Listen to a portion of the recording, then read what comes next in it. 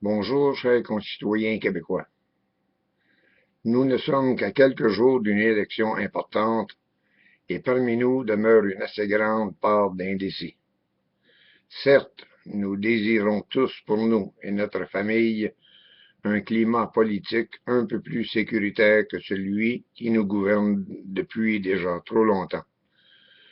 Nous désirons aussi cesser de vivre dans un climat qui, politiquement, nous appauvrit dès notre réveil à chaque matin. Nous devenons de plus en plus serrés face à un budget qui nous demande de plus en plus de sacrifices. Dans le melting pot de notre société figure une complète échelle de classes d'individus, et c'est bien comme ça. Par contre, vouloir modifier tout le système afin que chacun ait sa juste part de bonheur, d'enrichissement personnel, familial et économique, demande un travail de titan. Le Québec bénéficie d'une très grande superficie comportant une imposante variété de ressources exploitées localement par des individus éloignés physiquement des grands centres, mais dont les attentes sont pourtant les mêmes. Comment peut donc l'État arriver à satisfaire tous ses citoyens d'un bout à l'autre de son territoire, exploiter ses ressources tout en protégeant les générations futures? Comment peut donc l'État réussir à combler les besoins essentiels de toutes les régions, tels que l'accès à un médecin, l'accès à une éducation uniforme pour tous, veiller à la protection de l'environnement et donner l'assurance à chacun d'un niveau de vie équivalent aux habitants des villes centrales? Considérant la mondialisation et ses effets, considérant les changements climatiques, la fin proche des ressources hydrocarbures fossiles, la demande croissante en alimentation et de certaines matières renouvelables comme le bois, l'électricité et autres, comment l'État doit-il agir?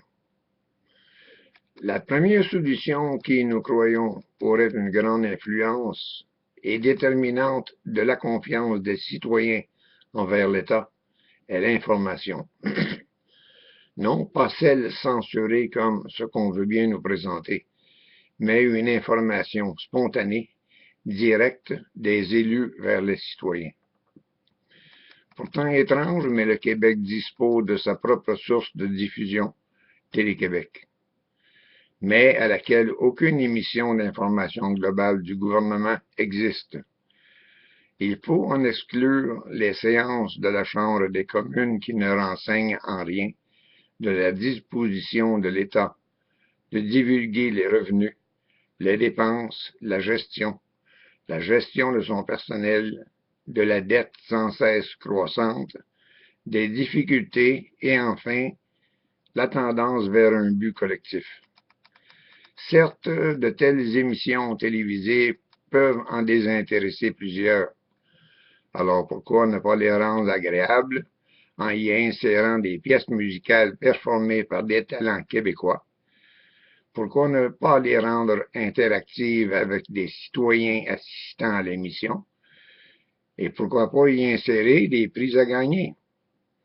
Si le gouvernement voulait vraiment intéresser la population à son programme, ses vues, ses intentions, ce serait un jeu d'enfant. Mais non, il semble y avoir un protocole non écrit qui dit qu'une fois élus, les députés comme les ministres doivent se tenir à l'écart de la population et ne se fier qu'aux groupes de pression et des lobbyistes. Nous savons tous que lorsqu'un député, en qui nous avons mis notre confiance, est élu, nous aurons à le supporter durant 4 et même près de 5 ans. Alors, comme avant-propos, imaginons une entreprise qui serait gérée comme l'est la province et certaines villes actuellement. Les candidats à la direction générale feraient, face aux actionnaires, de beaux discours pour mettre en valeur leurs compétences, leur idéologie, afin de relancer l'entreprise et régler les principaux problèmes majeurs. Les actionnaires passeraient ensuite au vote vers le candidat de leur choix, qui semblerait être le plus dynamique et entrepreneur, et d'apporter à l'entreprise des solutions et rendre l'entreprise rentable. Qu'arriverait-il si le PDG ou l'un de ses subalternes démontrait n'être aucunement capable de remplir ses fonctions, ni ses obligations promises lors de la candidature? Comme moi, vous avez bien deviné, il serait assez vite congédié et remplacé par un peu plus compétent. Alors, je vous pose la question. Pourquoi devons-nous laisser l'avenir de notre société dans les mains de ministres qui, et il a été prouvé, faussent par tricherie nos votes en faisant des promesses dont ils démontrent n'avoir aucune capacité à remplir? D'un gouvernement à un autre, non seulement les promesses qui viennent dorer leur image ne sont pas respectées, mais à chaque fois, on se sent encore plus proche de l'abîme et plus souvent qu'autrement, nous écrasons nos rêves dans le grand gouffre de l'endettement de notre société. Les résultats sont lourds de conséquences, car on nous taxe davantage et on nous offre de moins en moins de services en retour. Des attentes inacceptables dans les services de soins de santé, des routes qui s'effondrent faute de manque de vigilance à l'entretien, et surtout un pouvoir d'achat qui diminue à chaque semaine et rend les Québécois encore plus endettés. J'aimerais donc proposer un projet de loi qui serait le suivant.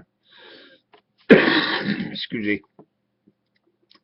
Révision des obligations promises et les responsabilités des politiciens élus.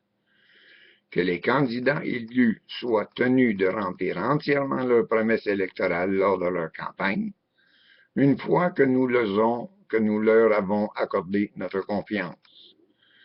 Qu'un comité de gens élus par le peuple au même moment que les élections, pour agir comme vérificateurs des rendements, un peu comme les Big Brother, afin de s'assurer que les politiciens ne soient aucunement tentés de jouer avec les chiffres, afin de laisser croire au bon rendement de leur mandat.